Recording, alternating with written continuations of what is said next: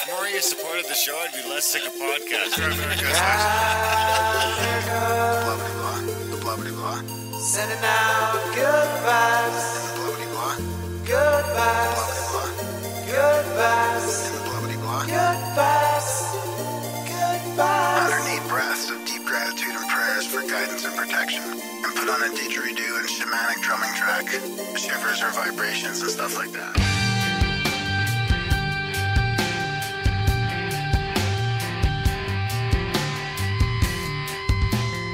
Grimerica.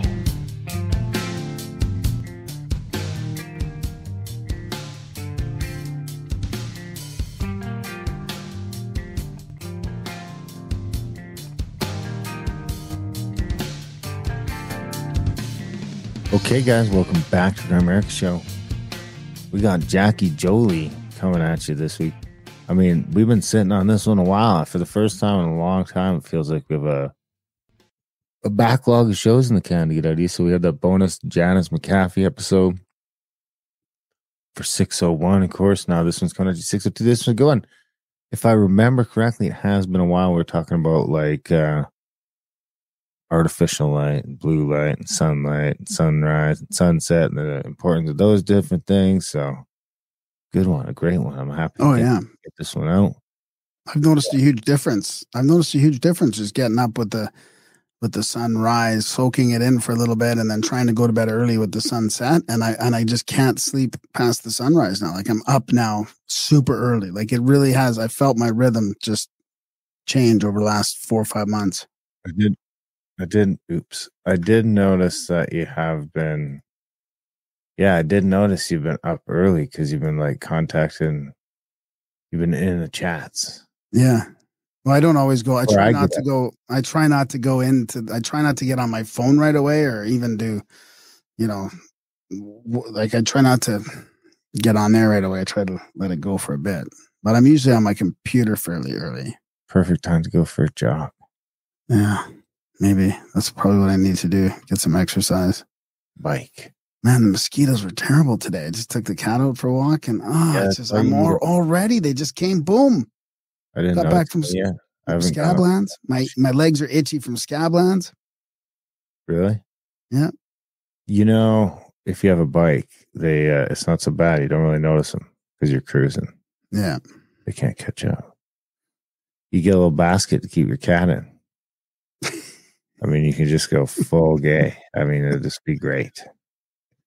Little pink basket. I could rollerblade with him on my shoulders. I could rollerblade with him on my shoulders. Would that be gay enough for you? What? Your fruit boots. Didn't I already tell my rollerblading joke on the show? I think so, yeah. I think I got some hate mail for it. For my hate speech. Funny, Sean, we just bought a bike in Soap Lake. Wow. Yeah, dude, $100 for a Schwinn. A Schwinn, wow. Like brand new. Awesome. You can tell it's like old. Like it was like bought brand new and never used like 10 years ago. Wow, that's crazy. It's like brand new shape. So yeah, I was talking to one of the guests at the Randall Carlson Scablands event about riding bikes because I used to ride a lot, and she was like, "You should get back into riding then." I'm like, ugh. Marty's crazy bike rider too, right? Yeah. You know what it is for me? It doesn't do it. You have to go for so long to get it to get a workout out of it. Whereas you could run and it just gets way more of a workout. So actually, before we get to that, we should talk about our 10-year anniversary coming up. Coming up in 8 days. We'll call it June 1st, I guess, right? June 1st, yeah. Technically, it's tomorrow, the next day. But we just switched it to the 1st because it's easier. Yeah. Years ago. So June 1st, we're going to do like a live stream, just Darren and I, no guests, and we're going to do like a live stream. So if you have any questions, you can email them to me ahead of time. I mean, you can be around for the chats too. What? Or you can tune in. You can hit up in the chats. Yeah, but somebody will have to watch the chats. You'll have to watch the chats. I can't really do that. Yeah, I could watch it. It's always just, I mean, StreamYard does it pretty good. It compiles them all and puts them on the right. We'll probably be on all platforms, and I don't know if we're gonna we're going to have to be careful on YouTube, I guess, because I inevitably we're going to want to talk about some controversial stuff. But yeah, it's just kind of a different type of show. But you could still come there and give us some super chats. It'll be fun. It'll be our little, we haven't done something like that in a while. We don't want to do call-in because it's a pain in the ass, but you can just come and like, either like Graham said, email him your questions ahead of time. Hit us up in the chats, grimerica.ca/chats. I was kind of thinking it might be like a long intro in a way. Like it's like a 1.5 hour intro where we'll have some stuff to talk about too, I'm sure. Yeah, we'll bring some shit to the table. I mean, we could do the 10-year airing of the grievances like Festivus. There we go. Sounds awesome. So 10 years coming up fast. If you didn't get the newsletter, you got to sign up for that shit. Head over to Grimericans.ca. There's a button right there. Bang. Sign up for the newsletter. Open up. We send you all the news. How to subscribe for the. I mean, I got to say, I was pretty disappointed because I think like 800 people opened the newsletter so far. And like 2 people went and hit subscribe. I mean, I put the button right there to you just hit it and you're there and you hit 2 buttons and you subscribe to Adult Brain YouTube channel. We've got the watch hours. We just need you guys to help us get to the 1,000 subscribers. So, is that? So we've already made the watch hours. We just need the subs now. That's I don't know that we've officially made it, but we're like within a couple of hundred. We'll get there before the subs. Yeah. We'll get there way before the subs at this rate. Well, I mean, I'm going to be posting some short stories from some vampire early chronicles. I've got 3, and one of them is very good. It's like a really well written love story about this priest who catches a glance at his ordinance of this woman who just sort of trances him. And he falls for her. It's pretty interesting. There's some pretty cool stories. So those are going to be on the Adult Brain YouTube channel, and they'll also be on a compilation later on, a massive Audible compilation called The Earliest Vampire Chronicles. Well, yeah, but that Malleus is. Let's talk. I mean, we should talk about it. Malleus Maleficarum, the hammer of the witches from the late 1400s. Quite the controversial book. I wanted to finish up because I did put the thing in the newsletter because, I mean, 10 years is a big deal. We're hoping we could maybe drum up a little support for it. Support has been low for this show, over the last few years since we started Outlaw. We get that. A bunch of people switched over to Outlawed and this and that. But this show does still run on that value for value thing, and it still does take a lot of effort and time to create. So if you could... So I put the buttons in the newsletter because I figured out that 10 years you could give us like $1 a year is $10 or $10 a year or $25 a year. So I think those are the 3 options I put in. So you could give us $10, $100 or $250, or you could put whatever you want. Always have the option, just whatever, give us $7, give us $3. So I did want to say that we got a shout out to Douglas, who's one of the people who clicked that button. Only 2 people clicked the button, but shout out to them. I mean, more people click that than subscribe to Adult Brain. So we're winning in that regard.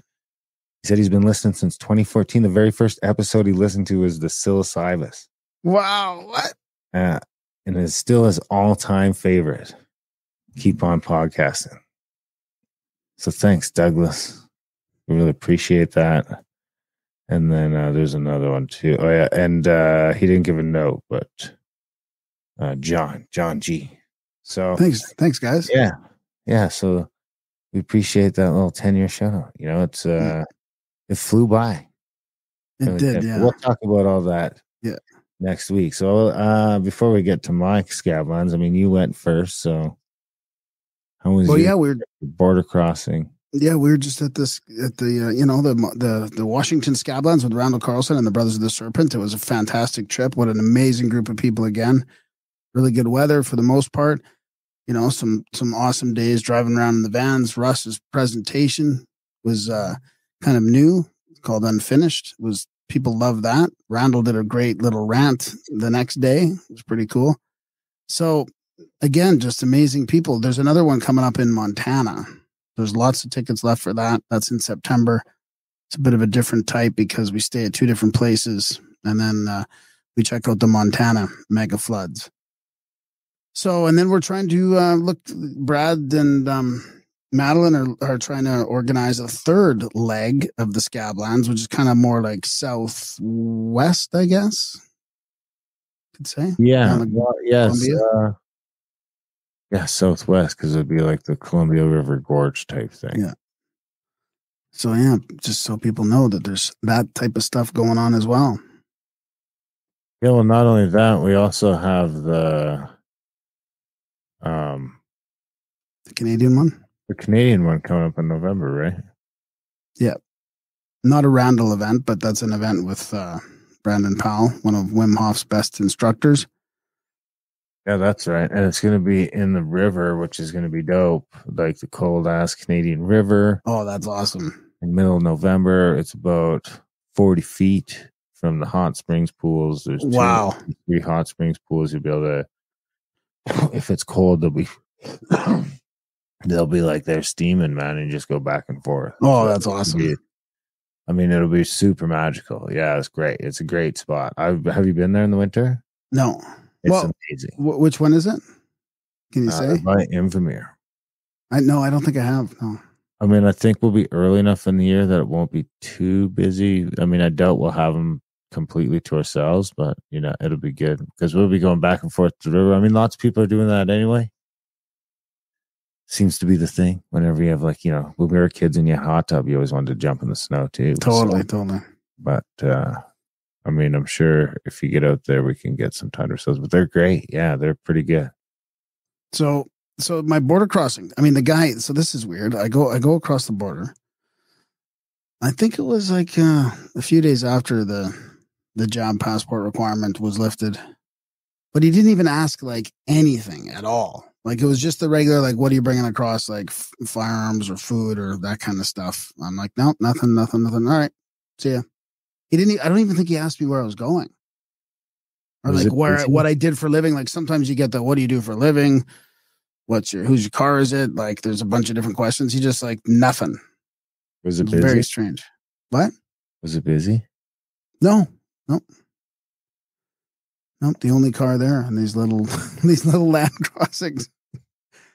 What about coming back? And then coming back, he asked me to turn off my car and unroll my back window. And I was a little confused. I'm like, back window? Like I turn around that way, like back window? He's like, no, your back side window. And I'm like, oh, okay. And he's like, what's in the cooler? I'm like, nothing. He's like, nothing's in the cooler? And I go, no. He's like, oh, it's just for the trip or whatever. So he asked about, and I just like, oh, this down visiting the Scablands. He's like, how was it? I was like, it was beautiful. So that was pretty easy. But let's get into, we got a whole segment we could do for you. We're going to get into the rat-a-tat-tat segment. We didn't get a the jingle? I don't think we got a jingle. I don't have any firearms handy to make rat-a-tat-tat sound. Probably best we didn't do those anyways. Yeah, it was. It was just an air gun without any BBs in it. So it wasn't so bad. But I went down and I forgot I had some 357 rounds in the center console. Like, did you have a package of them? Were they loose or what? Like half a package. What? Yeah, it was a half a package. Half a package. And then so how did it go? Not cheap either, man. They're like fucking $3 each. So what did he ask you? He was like, "Do you have any?" And I was just about to get through too, and he was like, "Do you have any firearms or anything like that?" And I was like, "Well, I didn't want to lie because I've been searched 5 times in a row." So yeah, if you lie and get searched, then you're in trouble. Feeling like I'm still a real chance I'm going to get searched anyway. Because a lot of time they'll wait till the last minute, and then they're like, "I pull." They pull the Columbo on you. They're like, "Oh, pull over." So, but did you know when did you realize you had him in there? I thought it was going to be not a big deal. When did you realize you had him in there? I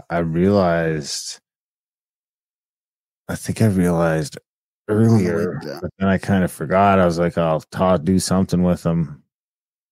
And I just kind of wasn't thinking about it until I was like at the border and he brought it up. And I didn't want to throw them out anyways. It don't seem right to just throw bullets out, I don't know. Maybe it's not a big deal, but then they go to the dump and they get ran over by that steamroller thing or maybe go off. Or anyway, plus it's $3 a piece. So He's like, well, you can't take those in. And I'm like, what? And I'm like, he's like, dude, it's a farm. And I was like, well, I'm an Indian. And like, but we had to go pull over, of course, go inside the building. He's like, well, you can take the bullets, but you got to go fucking back to Canada, do something with this, and then come back. He's like, I don't know. Whatever, man. I don't know what you can do with them, but they can't be in your truck when you come back. And I was like, fine. So, but then he's like, he's going to go search the truck quick anyway. So then he goes out, searches the truck. It's like, okay, we'll let the Canada guys know you're coming. So I'm like, great, because we have to go back to Canada. And at this point, I'm just like, all right, I'll throw these fucking bullets out. Fuck it. But it's like $75 worth of bullets. So I go to the Canada sign, and they're like, I'm like, hey. He's like, oh, they just sent you back, eh? I'm like, yeah, I just got these fucking bullets. I got to go deal with them. And he's like, okay. And he's like, oh. He's like, well, my computer says I have to pull you in and search you. And I'm like, huh. And he's like, yeah, so I can't not do that. Otherwise, I'm going to get in trouble. So just pull over in there. And I'm sure it'll be quick because they know you just got searched. So I go and pull over, and, they go and fucking search the thing for 15 minutes or whatever. And I was in the office bitching at him. Not as much as you weren't calling them Nazis or anything, were you? I was keeping it pretty chill. I was just like, this is getting fucking ridiculous. I said, I've already talked to lawyers, and this is where that's going to come in handy. We'll talk more about that on our live show on Thursday, probably. Yeah, I was like, so I've already talked to the lawyers, and, we'll see, whatever. I don't care. And then, I was sitting there talking, and I said to Shauna, and I'm sure they heard me because it's like a big quiet room, and I'm talking loud and fired up. And I'm like, on the way back, we're taking fucking all the trash from Soap Lake, the trash bins in that fucking concession room. We're throwing them all in the fucking back of the truck. And when we come back, those motherfuckers want to search the truck, they can pick through all that fucking garbage. And I'll just sit here and watch and laugh at them. And then I was like I can't remember if our chats or the higher side chat room, but someone was like, oh, you got to go to the Cabela's and buy the deer piss for the fucking, you can buy like this deer piss that you squirt on stuff to mask your scent. But it's like super strong, concentrated piss smell. But, I was driving. It just seemed like too much. And then on the way back. So then, hold on. So then you went back to the American one, and it was easy to get in there. Like easy from that. Yeah. Was it the same guy? Yeah. Yeah. Same guy. Yeah. And it was no problem. So then, come back. And did he ask any other questions? Like, who are you going down to see? Because last time you said friends from Texas, and that was one of the triggers. No, he didn't say much. Yeah, when I'm with Sean, it's easier because I can just, we're going away. Yeah, going to Soap Lake Resort to resort it up. Yeah, and of course, at this time, I didn't know it was a long weekend. Or we might have made different plans to go someplace further. I didn't figure that out till I got with you on Saturday. So it was pretty easy getting back, and then we went and stayed at the Soap Lake Resort. Met up with you guys Friday. You guys all left Saturday, so we went and Sherry let us do the spa thing. So we went in those crazy machines with the lights and the sauna. Your head sticking out. So thanks, Sherry. That was fun. And went out for dinner, and then drove all the way to Fernie Sunday because I wanted to get through the border. I wanted to get over and done with. And I had garbage in the back of my truck. I didn't put any piss in it, because I just decided not to. But I did have garbage. I had a bag of trash. And I took some like cardboard boxes, and put more trash inside them, and put them inside the bag, and like spilled some coffees in there and stuff. So, nothing super gross, but a pain in the ass. It was going to be a pain in the ass to pick through this fucking garbage bag. And I was I'm surprised they allow you to bring garbage across. Well, no, but here's the thing. It would have been because there's like very much like stuff that I could have very easily said, this is just the garbage from the truck along the trip. Oh, yeah. It was all stuff that, whenever we stop, we go and we throw it in this garbage bag in the back of the truck. So where else would I take it but home? Right. So what did they ask you when you went through this time? So when we were coming back, as soon as we pulled up, I'm like, "What's up, comrade? Where should I pull over for my search?" And he's like, "Oh, easy, bro." He's like, "We'll get there. We'll get there." And I'm like, "Okay." So I give him my documents. And you can kind of see when it pulls up his computer and flags and says that he has to search me. But I don't know. I don't know if that actually happened, but Sean and I were laughing because it seemed like it. And like he didn't want to tell me then because I was like already came in fucking swinging. And but here's where it gets interesting, because then he's like, "Well, you go pull over on the right there and the officer's going to come up and talk to you." And I'm like, "Well, this is interesting." Because every other time it's pull over there and come inside because they don't want you outside with the vehicle. But I didn't think of that. Shauna mentioned it. I didn't think about it because in the moment I'm fucking revved up, dude. Like my heart's going. I'm going into this. Like the reason I can get so fucking aggressive with these guys is because I'm fucking revved up. There's something about that fucking clamp down. And you're in India. That pressure point, that whole fucking thing that just gets my blood going. I'm ready to fucking fight or flight. What clamp down? Just like this, like funneling point at the border, where you're just like, you're fucking stuck dealing with the state. And there's, it's just this like, clamp down's maybe not the right word, but it's just this like funneling point where I have to deal with them. They're there, the airports, there's certain points where I can't get around dealing with the fucking state. Yeah. So anyway, he's like, "Pull over there." So we pull over to the right, not to where you're normally getting searched. And when I thought about it after, I was like, well, in my opinion, that means they already knew I was coming. And they had already. Why? Well, because they did, or they already, because they've got this thing in the computer that keeps telling them to search me. No, I know, but they didn't. How do they know you're coming? Are they tracking your phone, or did you? I don't know. No, not about that. But like they're waiting for me to come back because they definitely track that I'm out of the country. Right. Yeah. Because they're creating an entry. I mean, you look at the signage when you're waiting in line there, and a bunch of those plaques on the wall say that we're creating an entry and exit record, and so is the U.S. We're sharing it with the U.S. so they can create. Wow. That's interesting. So theoretically, Canada knows if you're in and out of the country at any given time, and so does the USA. I mean, I don't know who the fuck is possibly tracking that database or where that data is going. It's probably just, and going in, it's like coming out the end of an empty pipe somewhere. Honestly, I don't think anyone's honestly able to.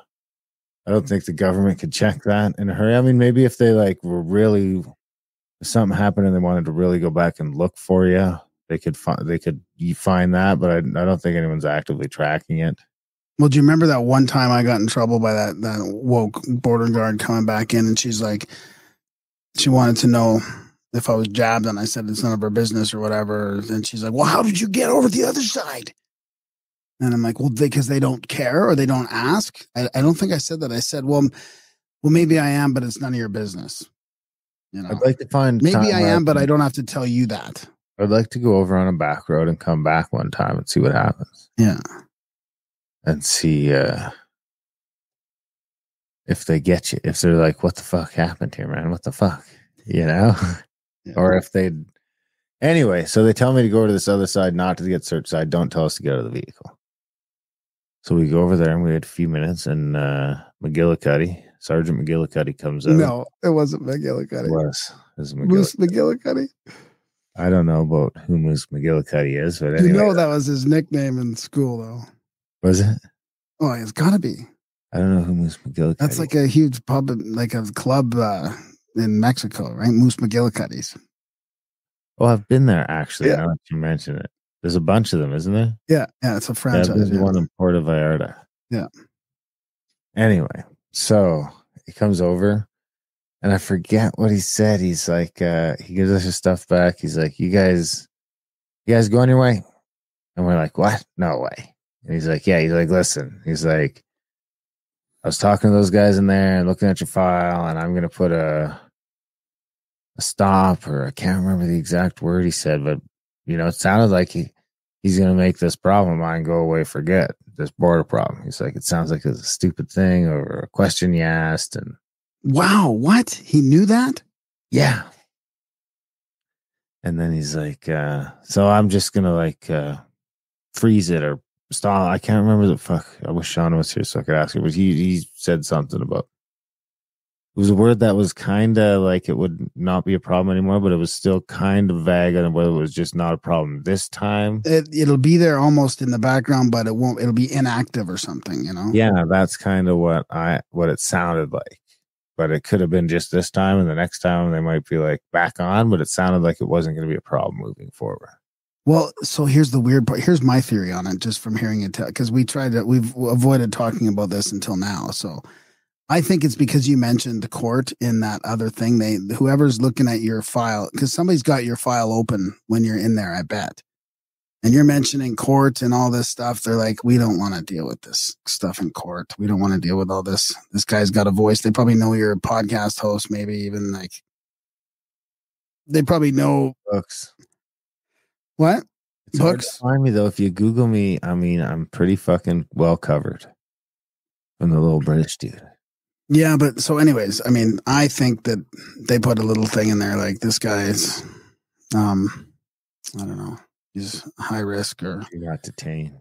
Do not detain. He's an Indian. I mean, plus you're an Indian. I mean, if you're an Indian and complaining, like, fuck, what? Like, he seems to be friends with some lawyers. They're probably scared shitless of a woke Indian. I mean, a non-woke Indian. Shout out to the JCCF, of course. Yeah. So we'll get into the details of that because I had my first meeting and it went well. So that's moving forward from that first meeting. So. We'll talk about that on Thursday, the 1st, right? Yes. Yeah, not good. Right. I might have had another meeting by then too. Yeah, that'd be good. But I am under the thing that laws at the very least do not apply to me. Well, that's good, dude. I mean, you're making some progress. And if people want to know more, I mean, I do put it in the show notes when we talk about this stuff. So the last couple intros, we've had some stories about this. Darren's like, so the little bit of a backstory is there, but the gist of it is he asked a question about buying a gun in the States and bringing it across, and that caused a big kerfuffle from both sides. So. Yeah. Something else. Anyway. Support the show. Grimerica.ca/support. We couldn't do it without you guys. Say we're coming up on 10 years, so we did it all for free. It's all there. Grimerica.ca/support. If you liked it, if you loved it, if you want some more of it, head over there, sign up for monthly, make a one-time donation, either which would be greatly appreciated. Let us know what we can do, what we're doing right, what we're doing wrong, what we should change, if we should quit. What should we do? Let us know. We got a whole another decade ahead of us. So, what do you got? Well, I mean, I can't not go to, I can't not talk about, geoengineering and blocking out the sun. I mean, we've got Jackie Jolie on, and if she's right, which I believe she is, and how important the sun is and how important real light is and grounding with the earth. And, we've had guys like Jim Lee on about geoengineering. We've dug into geoengineering a lot. We talked about the 1978 Senate report on weather modification going way back. So that's a thing. But what's interesting now is that you really start to wonder. They want to block out the sun, and they're talking about it. And it's not just like a conspiracy theory, like they're talking about it. So I got to play a little clip here. And then I'm going to just talk a little bit about some of these projects. That it's really weird. When I was searching it on my Brave browser, wouldn't bring anything up past 2019 for this. And then when I used the Google one to see, it brought up some stuff from 2022. That was a little frustrating. I was like, what's going on here with the searches? But anyways, here, I'm going to play this little tiny clip, okay? Let's have it. Just let me know if you can't hear it. Well, sir, you've certainly vanquished all your enemies, the elementary school, the local tavern, the old age home. You must be very proud. No, not while my greatest nemesis still provides our customers with free light, heat, and energy. I call this enemy the sun.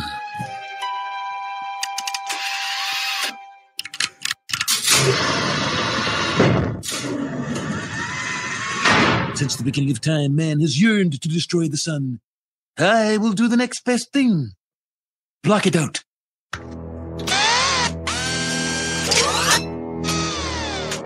Good God. Imagine it, Smithers. Electrical lights and heaters running all day long. But, sir, every plant and tree will die. Owls will deafen us with incessant hooting. The town sundial will be useless. I don't want any part of this project. It's unconscionably fiendish. I will not suffer your insubordination. There has been a shocking decline in the quality and quantity of your toadying, Whelan, and you will fall into line. Now! No, Monty, I won't. Not until you step back from the brink of insanity. I'll do no such thing. You're fired. There you have it. Anyways, yeah, it's just hilarious. Dude, I bought a little hand. See this little thing? Yeah, what is that? It's a little bolt. Oh, a little crossbow bolt? Yeah, for a little fucking pistol crossbow. Oh, I saw a picture of that somewhere. I want to. Oh, dude, it would fucking you should get one. So it's easy enough. Maria could cock it. Oh, totally, dude. Yeah, let's talk about that. Let's talk in the chest. They're fucking not going to be having a good fucking time. If you shoot them, they have to be dead. Yeah, let's talk about that offline. I'm definitely looking for some defensive weaponry that doesn't require certification and all the state. You should get a fucking pal and get some guns before they fucking clamp down further. Nah. So here we go. So this is get poked around the barrel of a gun, saying, "Motherfucker, I wish I had a gun right now." So this is a bunch of different sort of articles and stuff we can talk about quickly just to show that this is a project operation that's happening. Harvard scientists to experiment with blocking direct sunlight. Of course, it's called the Stratospheric Controlled Perturbation Experiment, the SCOPEX. It's a scientific experiment designed to help us grasp the possibility of applying these stratospheric aerosols in the field of solar geoengineering. Also, they talk about Bill Gates' funds plan to experiment with blocking sunlight. So this is not just conspiracy. I mean, they're talking about this stuff. The experiment will cost about $20 million, which is relatively small for the cost, but its potential impact on providing new alternatives to slowing the growing effects of continued emissions. So they're talking about releasing a balloon, roughly 2 kilograms of chemicals like sulfates and calcium carbonate in the Earth's atmosphere. Let's see what else it says here about that. It says another worry considers the potential effects on plant growth of altering the amount of sunlight. But scientists and inventors want to slow the momentum of climate change, giving the world more time to confront the larger issues at the root of the ecological crisis. Echo crisis. So, I mean, I want to just flip to another one. So this is Forbes talks about Harvard scientists begin experiment to block out the sun. That's the same one about that SCOPEX one. Interesting Engineering is a .com, is a website with a bunch of stuff like this. They're talking about Bill Gates' strategic plan to dim the sun. And this is a little more recent. This is from 2021. They're talking about a forthcoming study. Bill Gates backed Harvard University solar geoengineering research program. It involves cloud seeding, for example. Is planes dumping particulate matter? Oh, there's a Calgary one I got to find too, that they're talking about Calgary getting a bunch of money to do some of this research. So there's a team, the National Academies of Sciences, Engineering, and Medicine, and they released a report pushing for the U.S. government to spend at least $100 million in pursuit of deeper studies. So they want the government to get involved and spend more too. They talk about the movies like Snowpiercer. I want to get to this Google. The one I found on Google was The New Yorker. Dimming the sun to cool the planet is a desperate idea, yet we're inching toward it. The scientists who study solar geoengineering don't want anyone to try it, but climate inaction is making it more likely. This is from really recent, like the end of last year. So they're talking about if we decide to solar geoengineer the Earth to spray highly reflective particles of a material such as sulfur into the stratosphere in order to deflect sunlight and so cool the planet, it will be the second most expansive project that humans have ever undertaken. The first, obviously, is the ongoing emission of carbon and other heat-trapping gases in the atmosphere. The idea behind this is essentially to mimic what happens when volcanoes push particles into the atmosphere. A large eruption, such as that of Mount Pinatubo in the Philippines in 1992, can measurably cool the world for a year or two. This scheme, not surprisingly, has few public advocates, and even among those who want to see it studied, the inference has been that it would not actually be implemented for decades. I'm not saying they'll do it tomorrow, Dan Schrag, the director of Harvard, said. Under a white sky.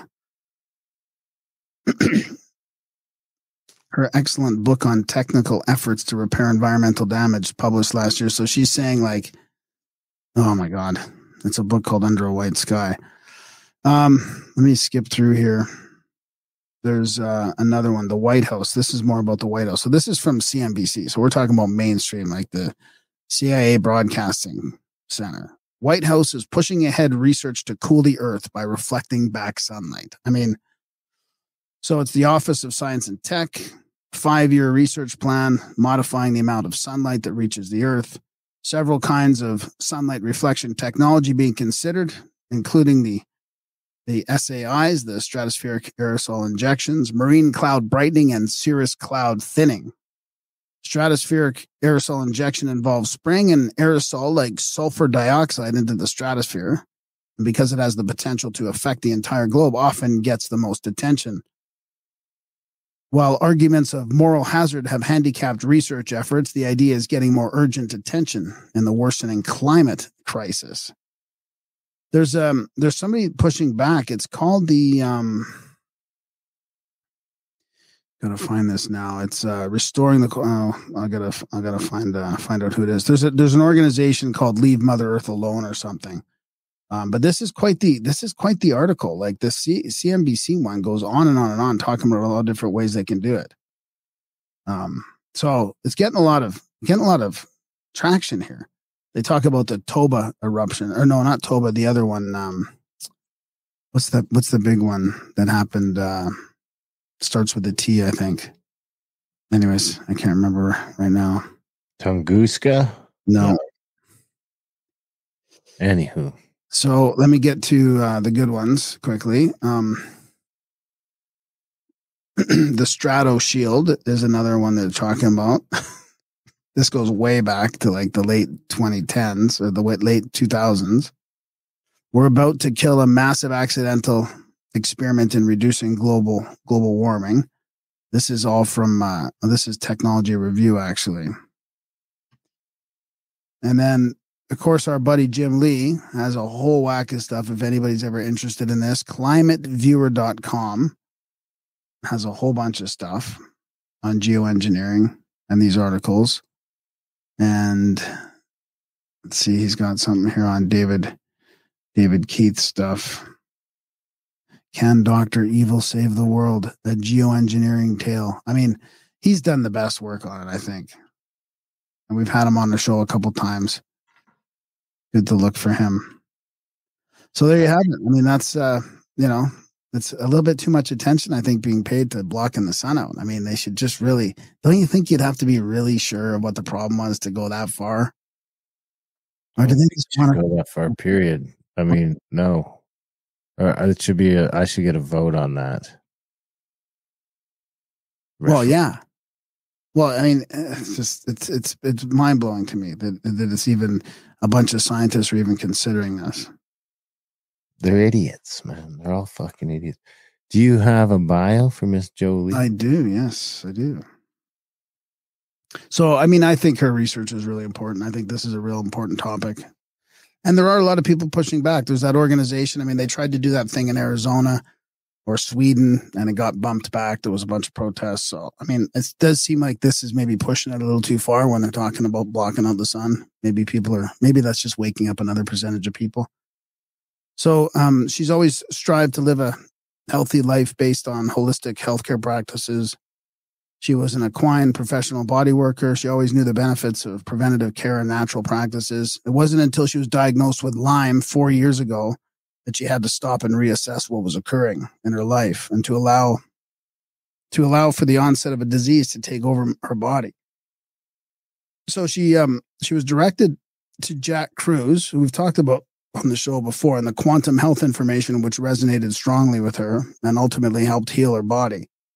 She continues to get stronger and healthier. And while implementing quantum practices in her life, by changing her light life, she's felt better than ever and noticed a strong connection with her consciousness and faith, which has led her to want to share this information of how light shapes everything in our life.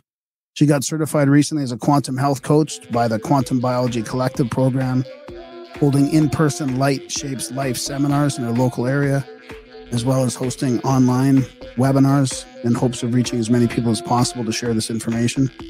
And she started to dive into this quantum science to engage and pioneer the same amazing light therapy information to the veterinary industry. And she's currently creating a light therapy blanket for animals. There you have it, guys. Fantastic stuff. Great chat. Like Graham said, it's a good one. It seems important. And she's really well spoken about it all. Comes across really good. So we hope you guys enjoy this fantastic chat with Jackie Jolie.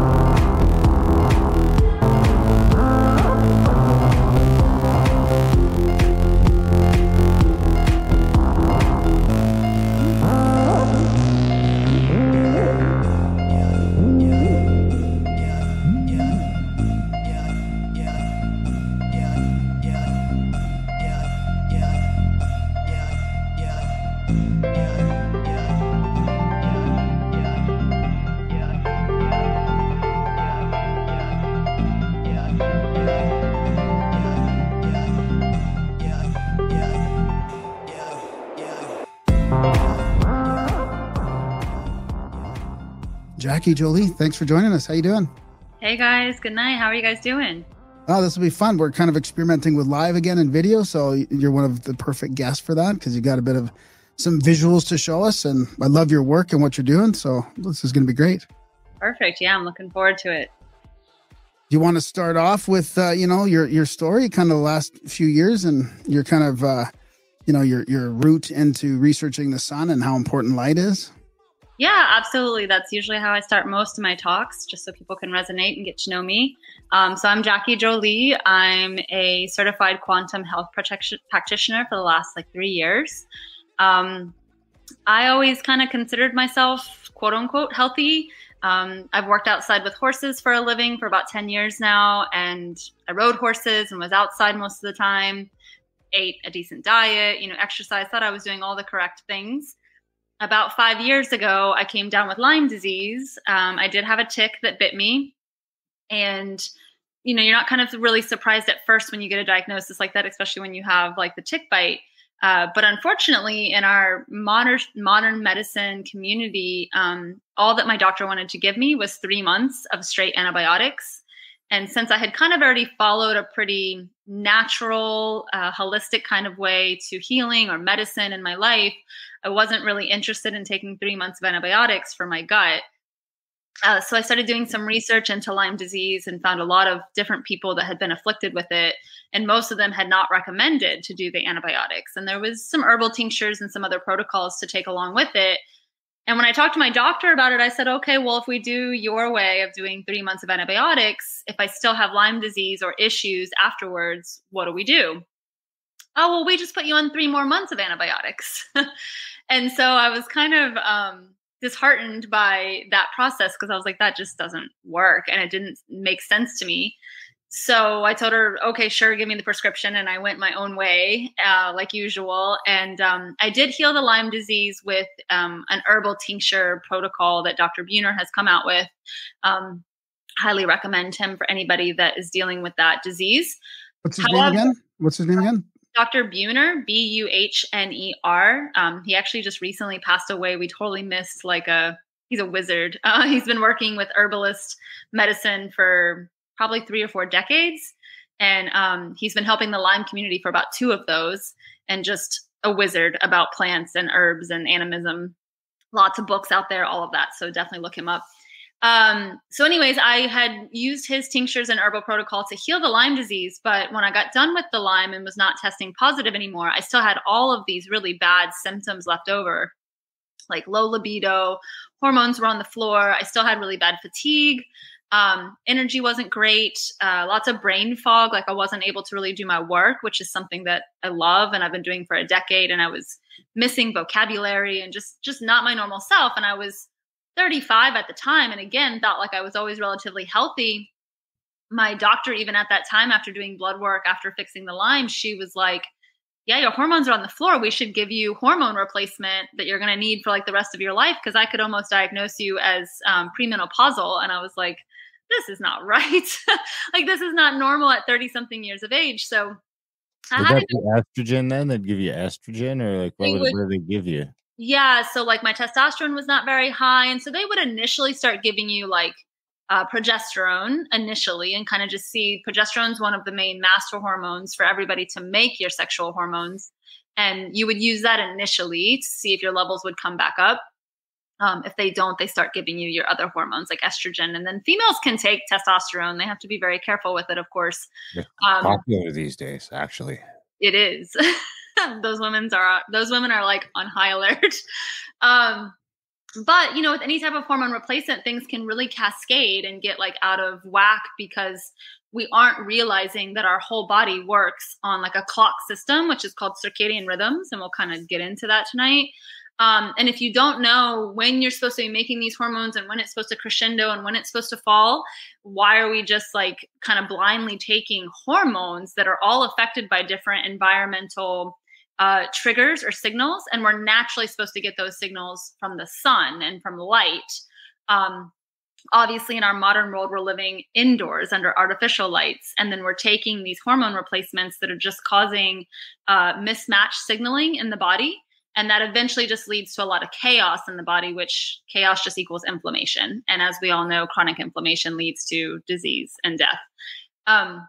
So I was not keen on any of her plans, obviously. And I had a good friend of mine that I've known for several years that always kind of like led me down the correct path of like weightlifting and paleo and different type of just health factors in life that worked out well for me. He had found out about Dr. Jack Kruse, Kruse. He's a neurosurgeon from New Orleans. He's been teaching the quantum lifestyle for close to 2 decades now, trying to get it onto mainstream, trying to get it into our doctor's offices. Obviously, as you guys probably know, Big Pharma does not like free medication that actually heals us. So he definitely has struggled getting it to those larger communities. But things are starting to change now to getting that information to the people. And once you start your quantum lifestyle of healing your light life, the positive effects and benefits just quadruple, and the foundation just compounds, and you feel amazing. I'll be 40 next year, and I have more energy than I even had in my 20s. Libido is back. Hormones are back. I still test negative for Lyme. I don't have allergies. I don't have an autoimmune disease. None of the conflicting issues that affect our modern population now. And it really all has to do with light. Electricity has not really been around for that long compared to how long we have been. Modern medicine and pharmaceuticals have not been around that long, for as long as we've been around. And our system's not working anymore. We're obviously seeing how much more sick people are becoming at younger and younger ages. And what truly has changed is our light environment. And so in my personal story, once I was able to change things that I was doing that was keeping me in a bad light environment, everything healed and also just got better and stronger. There's obviously a little more details to the personal story too, but I know we only have an hour. So that's kind of where I started. I started changing my light life, and we can get into some of those protocols at the end. And things have only gotten better. So that's where I've come into this place of now I have this huge passion for it. I got certified in quantum health, and I now teach it in local yoga studios, health practitioner offices. I try to get on podcasts as much as possible because I truly believe this is the information that people are missing. And that once you start getting better, you make better decisions in life, you do better things. Hopefully this is the way that, like, in my mind, we can unite and try to get through this like shit show that we're living through at the moment. And so I think that that's just really great to spread the message. So that's what I'm here for. If they don't block out the sun before it's too late. Right. That's why we have to keep spreading this message so that they don't do that. I mean, it must be weird for you to hear them say that when you've done all this research on the sun specifically. Like you say, this is the number one thing for healing, right? Over food, exercise, sleep. I mean, some of them are also important, but this is number one, right, to you? Yeah. And here they are talking about literally blocking it out. Because they know, right? Yeah, like, I was going to ask you that. Do they, you think? Yeah. I mean, our ancestors, like one of my slides, if you go back to the Greeks, the Native Americans, Romans, everybody, all of our ancestors before, you know, we didn't have the news, we didn't have pharmaceuticals. They knew and revered and worshipped the power of the sun. The sun brought life and light to everything it touches. How could it possibly be bad? We still actually have some tribal systems in the world. There's not many, but people that still do live in sync with nature, you know, outside, building their shelter, hunting food, eating just what they can grow at that time of year around them. And they're out in sun all the time. They're not burning. They're not getting skin cancer. They're not getting diabetes. They don't have autoimmune issues. They don't have allergies. They don't even get cavities, and they don't brush their teeth. So they're doing something extremely different than what our modern world is, even though we're supposed to be in a world that's easier and more convenient and healthier. You know, the United States is the largest consumer of pharmaceuticals, yet we rank like 48 or 49 in the world of health, longevity, and outcome. So a lot of the things we're doing are not working, even though we have industries like the sleep, exercise, and food industries that are multi-billion-dollar industries. And so there's a reason why they're still around. There's a reason why those are still being pumped into our heads. It's not that those three things aren't important for our bodies and for our health, but they're not the foundation. Light is at the foundation of all of those things. And if you don't have your light life right, you can't have an optimal health. Do those cultures that you talked about, do they follow the circadian rhythm quite closely? Like, are they up at sunrise? Do they take a break in midday and then kind of go to bed at sundown type thing? Like, or do they follow that? It would have been just like our ancestors, and even really our even most close ancestors that were already developing America. Even when we lived in houses per se for the first time, we were still only using candles and fire at night, which is like a red and infrared wavelength that doesn't affect our circadian rhythms. And even the first few light bulbs that were invented were incandescent bulbs, which also only give off a red and infrared wavelength. So those don't affect your circadian rhythm. Like the light that's on behind me has more of like an amber glow. That's an incandescent light bulb. And so they were already tied to that. If you think of our, you know, maybe great-grandparents or great-great-grandparents, they were farmers. So yeah, they were up when the sun rose. Obviously they had to get out and work because of that, but they were up with sunrise outside working all day. You can even think that some of those ancestors smoked cigarettes all day long, but they never really got lung cancer. They never died of skin cancer. The sun is what kept their body vital and strong. There's a lot more things we have to worry about now. Of course, there's poison in the air and poison in the soil and poison in the water. But the sun can make your redox potential and your vitality in your body so strong that you can really handle a lot of things that you get inflicted with on a daily basis here in our modern world and come out okay. If my redox would have been high when I got the tick bite, I should have never come down with Lyme disease. So I've had more tick bites since then. And granted, there was like that tiny bit of like, oh my God, a tick bite. I never came down with Lyme disease again because my body has such a strong battery charge that it's able to just take that bacteria and boop, kick it right out. And so our bodies should be able to do that, even if it's inflicted with some toxins here and some toxins there. Those things need to be taken care of. But if we can get everybody living a healthier light life to start, we'll be able to handle a lot more and change more of those systems. What's a healthy light life look like? So a healthy light life, we're going to just jump right in. So the most important thing that you can do for your health above and beyond anything else, I mean anything, is seeing the sunrise first thing in the morning. It needs to be the first light that hits your eyes and your skin before any other light. So no artificial lighting from your phone, from a light bulb, your watch, a computer, TV, anything. The reasons behind this is we do have what's called circadian rhythms in our body. And so it's our natural rhythm throughout the day that all of our systems, your respiratory, cardiovascular, musculoskeletal, all of them, all run off of clocks. And we want our clocks running on time and efficiently, right?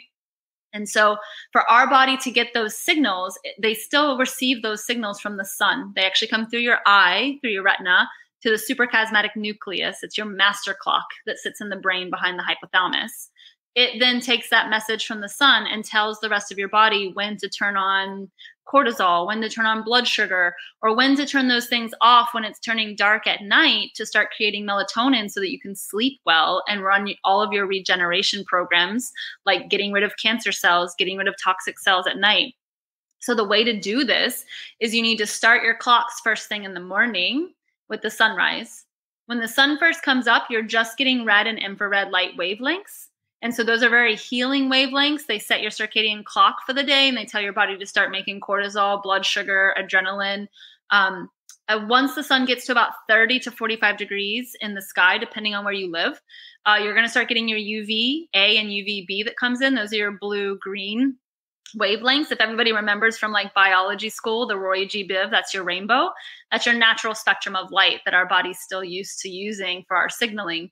Each one of those colors comes at you at a different wavelength. And each one of those frequencies of wavelengths has a different message for your body of things to do. And so when the UVA and the UVB start coming out later in the morning, it's going to tell your body to start making your sex hormones. It's going to start telling your gut to digest its food and have the microbiome build. How many people put their bellies out in the light in the middle of the day, every day of the year? Never happens. We have tons of people dealing with IBS and constipation and diarrhea and leaky gut. We have people dealing with lots of cognitive and mental health issues. Well, all of those dopamine, serotonin, tryptophan, all those amino acids and hormones that make you feel good about life, they all start in your gut. Your immune system starts in your gut. Your sex hormones start in your gut. Your microbiome starts in your gut. And it never sees the light of day, literally. And so if you're getting that through the day, you're going to be able to turn all of those signals on to work and function appropriately. Same thing goes for the sunset. You're going to just get red and infrared light wavelengths. So that's going to be very healing to help heal your skin from the strong UV rays that we're on during the middle of the day. And it's also going to tell your body, hey, it's almost nighttime. We need to turn off cortisol, blood sugar, adrenaline, and we need to start calming the body down to release melatonin, which is the hormone that helps you feel sleepy. It also helps trigger all of those programs that while we sleep, you get rid of your toxins, you detox, you get rid of your cancer cells, you sleep well, you anti-age. We're not doing any of that anymore because we're staying up late at night, we're eating late at night, and we're surrounded by artificial light at night. And so the two rules mainly, if everybody could even just switch these two things for an optimal light life, it would be to see the sunrise first thing in the morning before any other light, and then make sure that your nights are very dark like they're supposed to be. So obviously right now talking to you guys, I have overhead lights on for the video, but I have blue blocking glasses on. And typically if it was nighttime right now, I wouldn't have that light on and I would just have maybe my incandescent bulb or a fire going or candles, or like I have a red headlamp or I have a red party light bulb that I might have on for reading or working on the computer. And those are the ways that you biohack it, because obviously we can't get away from our modern world of computers and phones and all of that. And that's what's going to help protect your circadian rhythm, because when we look at these tech screens at night, our tech screens and LED lights and fluorescent light bulbs only emit a blue light wavelength. The way that works is during the day out in nature, we get blue light. That's where your UVB and your UVA comes in. But in nature, you have blue light with the rest of the rainbow that we just talked about. So you have your red and your orange and your yellow that's also protecting your eyesight and your skin with that blue and green. We never have blue light by itself. Tanning beds are blue light by itself. LED fluorescent light bulbs and your tech screens are blue light by itself. So basically what's happening in your clocks is at night, when it's 8 o'clock at night, if you're looking at a blue light screen, you're telling your body that it's noon instead of 8 o'clock. And what happens in the body is that keeps your cortisol risen. So then that's where you can gain weight. Your anxiety would stay up. For people that like wake up with anxiety, it's because your cortisol is still risen. You're not able to turn off your hormones. So all of those are driving way up and getting out of control. Your blood sugar stays up. So we're seeing more and more people diagnosed with diabetes and pre-diabetics. And they could even like look healthy. They don't have to be 200 pounds overweight. They could be eating a healthy diet. You could have had a salad or a donut for dinner, and it doesn't matter. If you're looking at blue lights, you're going to raise your blood sugar no matter what you've eaten. So that's huge and important. We're also seeing huge rises in cancer. Well, if your body can't run its dishwasher at night to like clean its cells, get rid of cancer, then you're getting all that toxic sludge stuck in your body because your body can't get it out. Because you just told your body it's 12 o'clock instead of releasing melatonin. People can't sleep. We have insomniac problems. Sleeping pills are like a huge purchase now in America. So sorry, that was a little bit of a ramble to the question, but that's kind of how it works in switching over to a healthier light life. There's kind of some nuances there, especially with getting more sun. People are going to ask questions about, cancer and sunburning. Our bodies actually come with a natural process of being able to make its own natural SPF in your skin. It's called a solar callus. When we get up and we see just the red and infrared wavelengths in the morning, that red and infrared wavelengths are what's going to help your body build its own solar callus. It's basically a natural SPF from melanin in your skin cells that then protect it from when that UVA and UVB comes out in the middle of the day. You don't burn. And you're able to get all the health benefits of the UVA and UVB, which make vitamin D, make your sex hormones, help your immune system and your gut. And then in the afternoon, that red and infrared wavelength as well helps kind of like heal that tissue from being out in that bright sunlight. And then you go into your dark period at night. So what if you have like a west-facing apartment balcony? Does it have to be like the actual sunrise? Do you have to like go down and see the sunrise, or just the sunrise light that's ambient? Is that good enough? So that's a really popular question. I live somewhere in the country too with trees, so I don't always get like a horizon shot of the sunrise. Granted, if you've got a place like down the road or something for the weekends, go and take advantage of that because it's beautiful.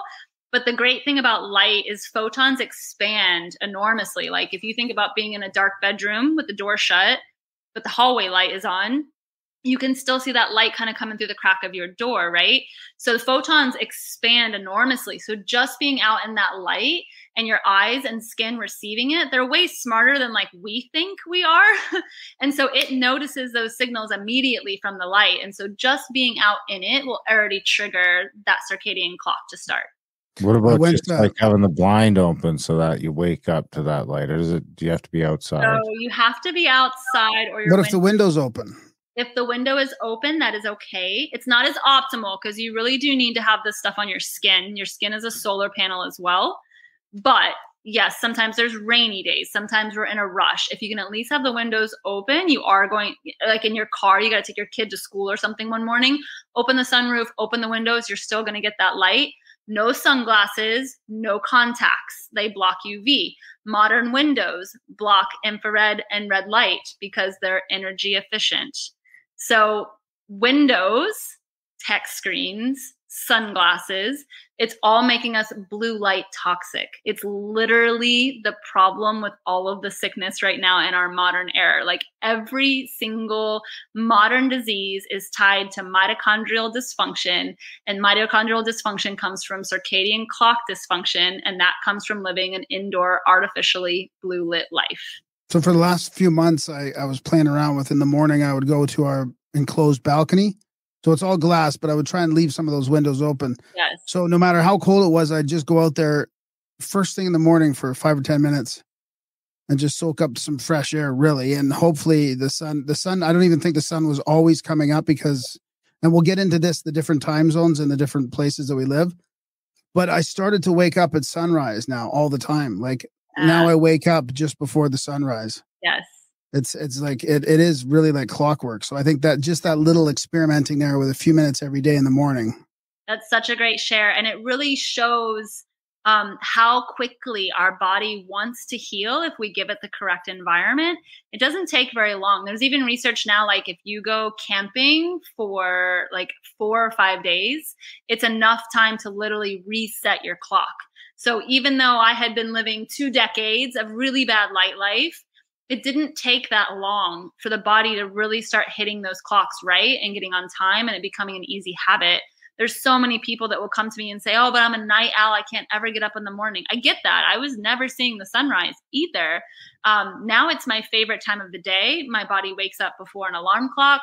I'm hungry now in the morning. That was one of my biggest changes that happened very quickly when trying like a better light life protocol. I was the girl that was never hungry in the morning my whole life, but I was never seeing the sunrise either. And so when I started this whole thing, I was like, okay, I'm going to wake up in the morning and take my dogs for a walk every morning for sunrise. I'm going to give it 30 days and just see what happens. You know, I had already been spending $5,000 a year out of my pocket for supplements and vitamins and this gym thing and that gym thing and all the stuff that we spend money on to try to be healthier. I said, screw it. Let me try this light thing.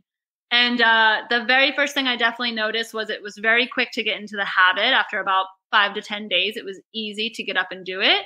And then within a month, my stomach was growling after I would get up. And it has been like that since. And that was my first thing, like, okay, there's probably something to this. Like something is sending the signal to my body to get hungry and start my day like I'm supposed to. And that has never changed since.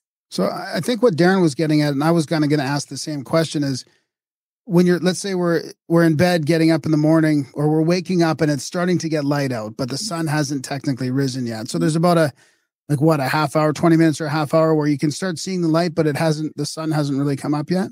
Yeah. So if our windows are open, not all the way, but enough that air and I guess some light is getting in, and you're waking up at least at that time in the bedroom.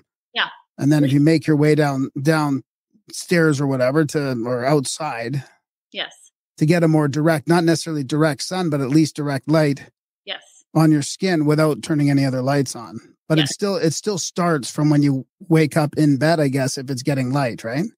Yes, you're safe with all of that, just as long as you're not blaring blue light into your eyes that will instantly tell it's noon instead of 7 o'clock in the morning.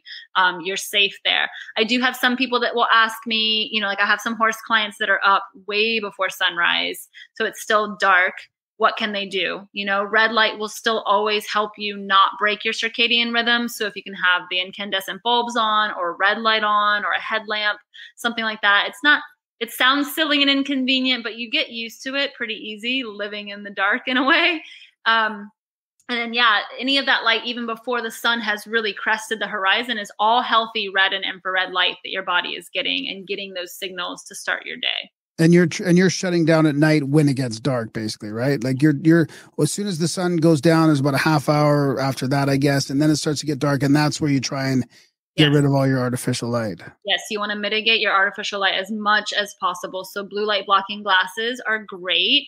I always tell people, because you're starting to see them being sold in like Walgreens and Walmart and stuff, but they have clear lenses. Those are bullshit. They don't work. So you'll still be getting a lot of blue light and ruining everything that you just did. So you need to make sure that the lenses are definitely orange or red to block out all of the blue and green wavelengths coming from tech screens. The laptops have a program you can buy called Iris, IRIS. And it will actually help the screen's temperature and color change throughout the day, that by nighttime, like now, which I have mine turned off right now just for this talk, but it would usually be red. So I wouldn't even have to wear these when working on the computer. All the smartphones actually have a shortcut built into them that you can change the screen to red for free with a shortcut. You just have to look that up on YouTube for like your. I think it's night shift. I think it's called night shift or something. I'm not sure. That one still lets blue light through. Oh, does it? Well, it's a hidden shortcut that you have to go in and program yourself. It's free, but you have to look it up on YouTube for like your specific phone model. I still have like an iPhone 8, so I have a home screen. So like I click my home screen 3 times and it goes red, and then I can click it 3 times again and it's back to regular blue. That's super helpful. So then you can just look at your phone at night without having to have glasses on either. The TV, you would either have to wear glasses, or I do know some people will buy that cheap red cellophane tape from like a hobby store or something, and you can put that across your screen. You can also use that cellophane tape to go across like your refrigerator light bulb in case you're going into your refrigerator at night. There's companies like Spectra 479 that sell red light night lights. And so I have those in my bathroom, so you don't ever have to turn on the light when you have to pee if you do get up in the middle of the night. Because any flash of fake light, your eyes register it faster than you know. And so you really don't want any of that on at night, even as a quick flicker. They're different. We had a guest on, and we were talking about these blue blocker glasses again. And there's different variation. Is there different variations of that? What's the brand you're wearing now? The brand I'm wearing now is called Block Blue Light from Australia. They're one of my favorites. Most people have heard of Raw Optics. They're probably one of the first companies that came around. And then there's also Viva Rays. That's the one. Those are the ones, yeah. They're Rowdy runs Viva Rays. He's lovely. And yeah, he's come up with, number one, he has different stages, right? Yeah. Based ones, so you can actually get ones for like your prescription levels, but he also has different colors that you can click on for different times of the day. So like somebody that works in an office all day in a computer, they should really start protecting their eyes already. So they should have the yellow ones, because also if they were going to wear the orange or the red, they'd start getting tired in the middle of the day. Yeah, because you need some blue light for energy, right? Still exactly. But again, you don't want the blue light by itself. So then having that little bit of yellow helps shield and try to bring in some of the natural colors that you would have from outside. I always recommend anybody that works at an office, an indoor job at all, just like anybody would have a smoke break. This is how you make your light life better too. You just take light breaks. So every hour, hour and a half, go outside, no sunglasses, no sunscreen, no contacts. As much skin as you can expose as possible at that time, and sit outside for 10 to 15 minutes and then go back inside to your job and do that every couple of hours throughout the day. You're going to have more energy. And it is also going to be able to keep those clock signals going throughout the day to keep everything in alignment. Okay. Before I forget to ask you, what's that clothing brand that kind of like the sun gets through, right? So you can kind of go out in the morning, maybe like, and it's like you're naked, but you're covered up. So yes. So it's a bathing suit company called Kaniki, Kiniki. They're not the most like aesthetically pleasing swimsuits, but they're cheap, and to just use them to tan in your backyard if you don't have like land like I do, so you can't be naked. They're very popular and very good to get. And it's very important for people to realize that your private parts do need to see the sun. That's actually how you prevent breast cancer, testicular cancer, prostate cancer. A lot of those areas, just like our gut, are never seeing the sun, and cancer is a light deficiency problem. So what about different parts of the world? Like, so where we live right now, the sun's rising at 6:47. It's setting at 8:24 at night already. Yes. So, but it goes down to in June, the sun rises at 5:21 in the morning, and it sets at 9:55. So, so I mean, we're already stuck. Like by the time it gets dark, it's 10:30, let's say, or even it feels later, even Darren, like 11 sometimes. Wow. And then it seems to get light at 5. So I mean, what do we do in that instance where like for that couple months of the year, it's hard to sleep. It's hard to get to sleep because it stays light for so long. And then you're up sort of anyways because it gets light so early. And then in the winter, the sun rises at 8:39 and it sets at 4:30. So then we're on the opposite thing where it's dark by 5 o'clock. Yes. So it almost opens up the topic of like, why do we live in the north? No, not that anybody can live where they want to live per se. But as far as like our modern life of always being like on the go, rush, everything has to be the same all the time, go. And when we really slow it down and look at light and nature does everything perfect, right? There are no errors in nature. And so she goes through cycles and seasons, as we should as well. And women might understand this a little bit better because we go through cycles and seasons monthly. But it's the same thing. Like in the summer, we're going to have an abundance of energy because we have longer days and longer light cycles. We can eat more carbs. We can have more sugar. We can digest all of that more. We should have more energy. And so you should almost feel that on a regular basis in the summer. Now, if you are struggling to want to get that sleep and still sleep a little bit more, then I would just recommend coming in and just trying to make things as dark as possible for you to go to bed a little earlier than, 11 o'clock if you're wanting to try to get some good hours of sleep in. You can get blackout shades or curtains, start wearing your blue blocking glasses at maybe like 7 if you're already done eating. And those things will all start to kind of trigger your body to start coming down. But then in the winter, we need to recognize that we're not going to have as much energy. And it's actually a time of resting and hibernation. You might be fasting more. You might only eat meats and fats then, because there wouldn't be as much growing if we were actually living outside still like our ancestors did. And you would just be resting more. So you go to bed like, gosh, these last 2 winters, I was going to bed at like 8 o'clock. And I remember the old me that was rush, like 8 o'clock, like I got stuff to do and I got to be productive. And these last 2 years were great to just surrender and accept wintertime and sleep and just catch up on all of that regeneration and rest, so that then when spring and summer's hitting, like we are ready and rocking, ready to go. I feel like we don't need as much food in the summer though, for some reason. Like, do you know how sometimes when you're out in the sun all day, you're not really that hungry? Like you come home and you're not that hungry. So does that kind of replace some of the diet though? Yes. I don't know if you guys have heard that there's actually people, I think in India, but like breatharians. Oh yeah. I haven't researched it a ton, but it comes up, and I actually had somebody on the podcast asking about it too. And I was like, well, now that I know what I know about the sun, I believe that it's possible.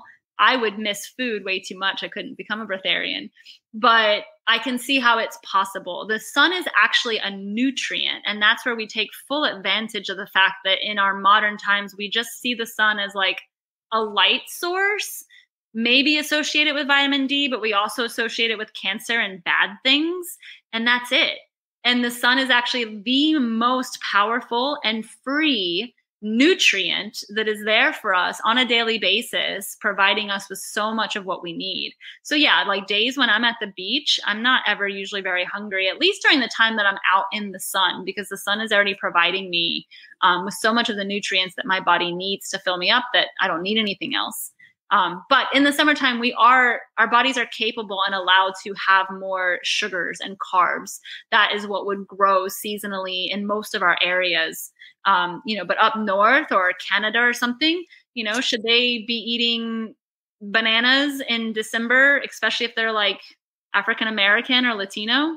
Probably not. That's going to be a circadian mismatch. I know that sounds kind of crazy. And maybe one banana in the winter is not going to hurt you. But if you're sick and you have a diagnosis, it's probably not a good idea. So Black people shouldn't eat bananas in the winter in Canada? But just in Canada? It's okay if you're... No, like if you just go back to like the life story, like their DNA, their genetics are still tied to being closer to the equator. They don't live close to the equator anymore. So these people that have darker colored skin, they need more sun. They already actually have a thicker solar callus naturally that protects them because their ancestors lived closer to the equator, and their genetics are still tied to that. So technically all of us should still be eating like a seasonal light diet as well. What does that mean? It means we should be eating before it gets dark. We should be eating what's ever seasonal in our like tri-state area of where we live, of what would grow during that time. Well, in the winter, not much grows anywhere except for at the equator. So it's just nice. That's an additional thing that once you get your light life right, that will also kind of help sync up gut clocks and your circadian internal clocks as well. So again, I mean, is a banana going to kill a Black person in Canada in December? No. But if they're sick with a diagnosis and it's something they're having on a regular basis, it might be something that they want to check into changing to a more like low carb, high fat in the winter and more abundance in the summer. Yeah, I get it. I mean, they should probably be taking vitamin D and stuff too, but that kind of talk is racist in 2023. But I was just saying, I can't remember if it was on the show or just in real life, or maybe the two are merging. But that, like, when I was a kid, I didn't see an avocado until I was like a teenager. Like it's just because I didn't go to Mexico, and I grew up in northern Ontario in the middle of nowhere. We didn't have a bunch of Yeah. Grocery stores and shit. Now, if you were in Vancouver, Calgary, maybe you had avocados when you were a kid, but we didn't have that kind of stuff. You know, we had apples and we did have bananas and stuff like that. We were getting bananas at that time. We always had the horror stories of people getting snakes or spiders in their banana box. But I think that's because bananas like keep for a long time. Bananas are pretty easy to ship. You can ship them while they're still green or however that works. But we weren't getting like pomegranates or dragon fruits or any of this stuff that like I see when I go into the grocery store nowadays. Half that shit wasn't an option when I was a kid because all of our shit came from the next province over. Yes. Which is the way that it, you know, should have been and should still be keeping it. It's interesting that you bring up both of those terminologies of racism and the taking the vitamin D. On podcasts, I know we're allowed to say this, but sometimes at the end of my talks, when I have them in person, depending on my audience, at the end, I always talk about like the future of how our kids and how people could be changing things in our light life with hospitals, schools, that all of those are artificially lit by LEDs that flicker and cause all kinds of issues. And we could be changing these things. This is how we change the future. We can't vote it in or out. Like we have to do it. And that's where we have to put our money. And so I always ask everybody, like, how quickly could we get rid of racism if we were teaching kids that skin color is a light story? Like these people literally just need more sun and their genetics are tied to having more sun living closer to the equator. It could really help, you know? I know that's kind of a wild statement out there. And then as far as the vitamin D, it's actually kind of, in our quantum field, we don't actually recommend dosing vitamin D. I wanted to ask you about that because we are I wanted to ask you about the vitamin D, but our doctors, like they won't test for that vitamin D right now in Alberta. They tell us that we already tell you, and I don't know how they are supposed to communicate this to the public because they don't, but you're supposed to take, I think it's 2,000 IUs or whatever it is for vitamin D per day, I think. Hey, Darren, do you know if that's what it was? I don't know. So, I know I take a lot. Yeah, but we both take some of Clive DeCarle's vitamin D from the UK. It's really good. And but I also hear that takes a long time to get into your system, but I also hear that sun doesn't really do it either. So I've heard the other side of the story where you can go outside for this many times. We've done these studies and it doesn't raise your vitamin D. So okay, well let's shift some facts and truths here. And there's still research being done on it. So there's still a lot more to find out, but this is what we have learned so far. I don't know who was allowed to call vitamin D a vitamin D back whenever they were naming these things, but just like melatonin, just like testosterone, estrogen, progesterone, vitamin D is actually a hormone.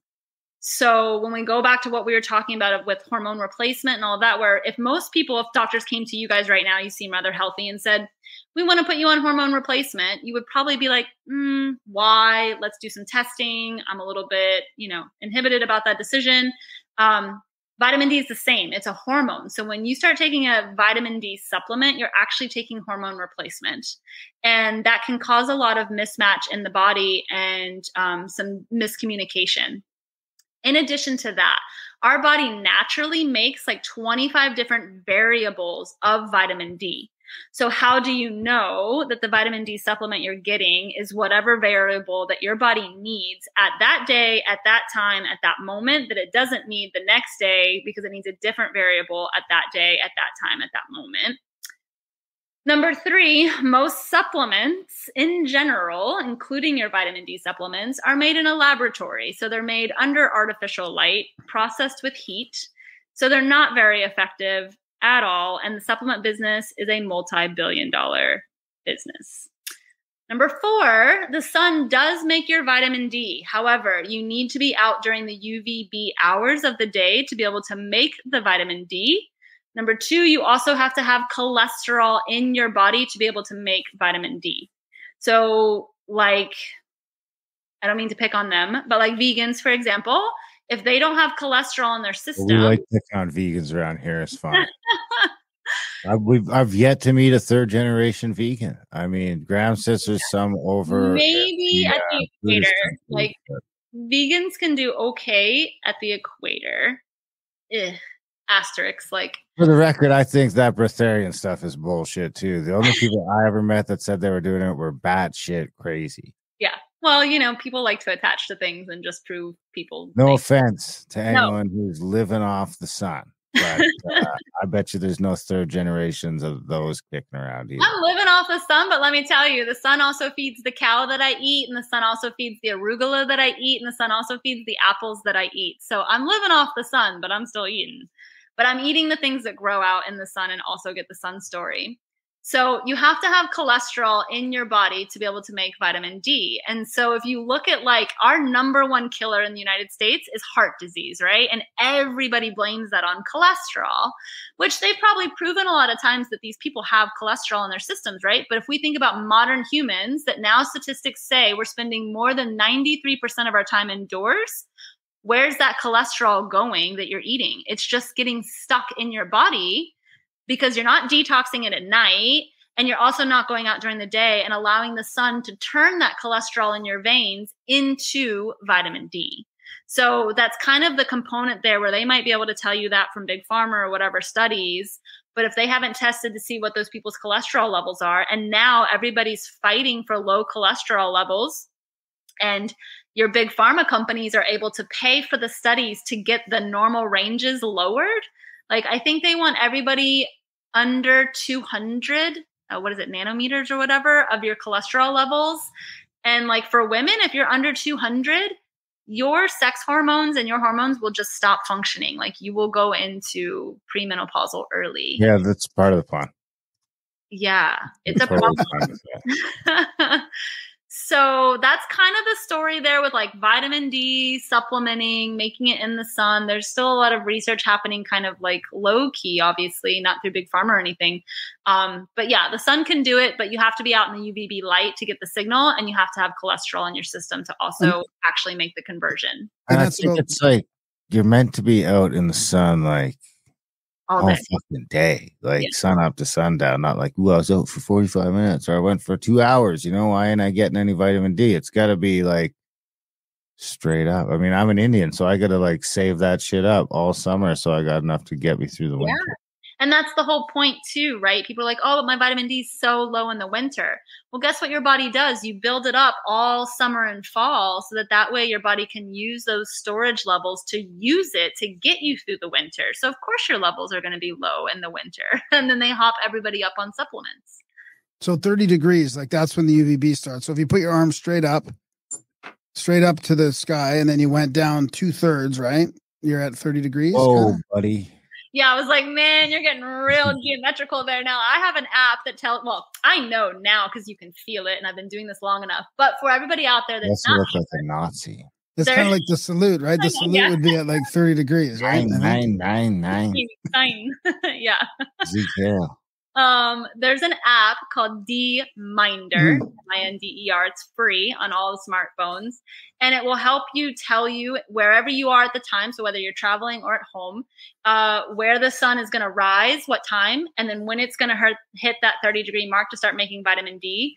It'll show you all the time it goes to, and then when it's going to set below that. So it'll just help you realize like when you can be in the red and infrared to start building your solar callus. Now for spring is the time to start this. And then you can measure how much you can be out with the UVB. If you're very fair skinned or you're just starting this, you're not going to be able to hang out in the UVB light all day naked. You're going to burn and you're going to cause damage. And that's where people get this problem with thinking the sun causes skin cancer, is because they don't see the sun all year and all day, and they go to the beach for a week and like burn the shit out of their body. And this isn't what's supposed to happen, And on that topic, there's an old study that was done in the 30s, one study on UVB, and we can kind of tear that study apart because, number one, they did the study in a laboratory, right? So it was under artificial lighting. It wasn't outside. And most of our medical studies anyways are all done indoors. So they never consider the natural spectrum and the signals that affect our body physiologically. So the study was done indoors. It was also done on mice, which is typical for studies. Well, mice are nocturnal. We're a diurnal species that work off of a 24-hour light and dark cycle. And they only use UVB lamps. So it was basically like taking a tanning bed and shining it on the rats. And then when all these tumors started popping up, they went, the sun causes skin cancer.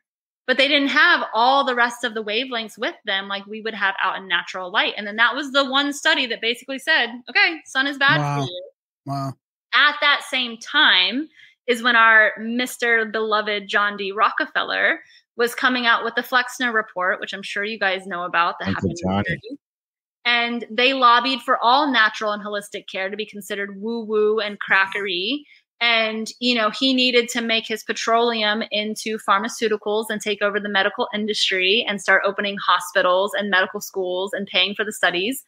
Well, guess what else he used his petroleum for? Guess what the number one ingredient is in sunscreen? Petroleum. And I think like 78 different sunscreens just got recalled in the last 2 to 3 years during COVID because they have too high levels of carcinogenic ingredients. And, you know, if people are spending 93% of their time indoors, but yet skin cancer is on the rise, how does that equate to the sun causes it? Most melanoma spots show up on people on areas that the sun has never seen, on the breast, on the chest, on men's legs who are always covered in pants. So it doesn't make sense. And we have to start questioning that and start thinking of it differently. Shorts are gay. We got to get off of that mentality. We got to make shorts not gay again. No, she's saying like get the shorts on. Like I know what she's saying. That's what I mean. We got to make shorts not gay again. Like purses.